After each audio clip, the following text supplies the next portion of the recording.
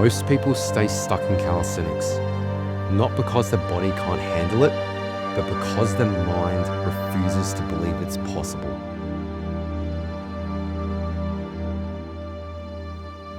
Today, I'm going to share how delusional belief in myself helped me break through the biggest mental block that I didn't even know that I had, and how it took me from planche to Maltese in only 1 month. When I first started calisthenics, the planche was a dream. It was the one skill that I always wanted. I trained for months and couldn't get it. In fact, I trained for years and still couldn't get it. Only after abandoning every other aspect of calisthenics, such as weighted calisthenics, front lever, dynamics, breaking my ankle and recovering, hiring 2 coaches and following a strict program, did I finally achieve the perfect planche. Eventually, the impossible became normal. I was doing planche in my kitchen and I got famous through a video that my housemate took on his phone.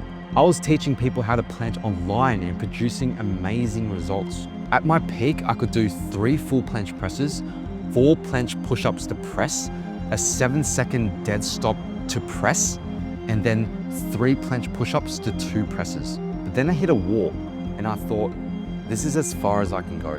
However, there was a move out there that possibly had even more aura than the planche, and that was called the Maltese. I'd see Dylong, Clement, Carlo doing it, but it wasn't even on my radar. I thought it was for the genetic freaks. Honestly, I never even let my mind entertain the idea. Why? Because I put the move on the pedestal so high, I couldn't even see the steps leading up to it. And that's the mistake that most people make. They worship the skill instead of working towards it. One day, everything changed. I saw this skinny 15-year-old kid who had to have been 50 kilos going straight into a Maltese and just holding it with no warm-up.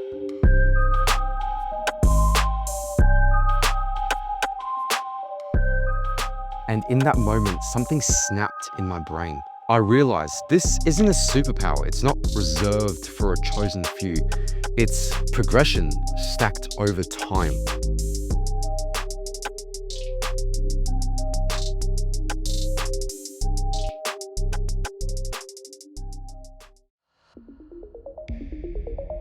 But here's the truth. Delusion alone doesn't build strength. Action does. So I stopped looking at Maltese as some kind of mythical creature and just took the first steps towards unlocking it.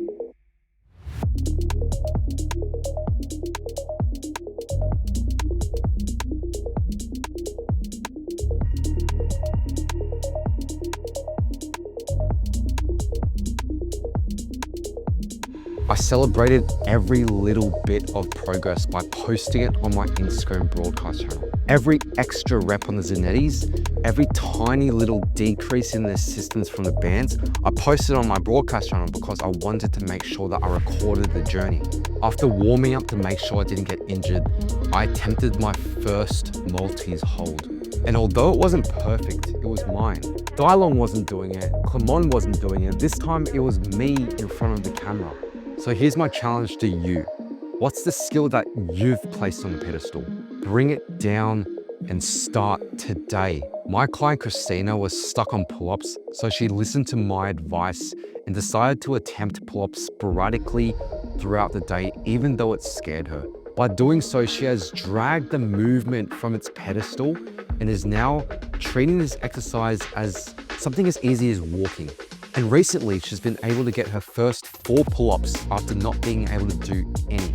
I also convinced my client Tom to attempt full planche, even though he didn't have the belief in himself to do it. And guess what happened? 3 months later, he managed to go from tuck to full planche. Trying it wasn't even something that he even considered in the first place. I didn't plant that thought within his head.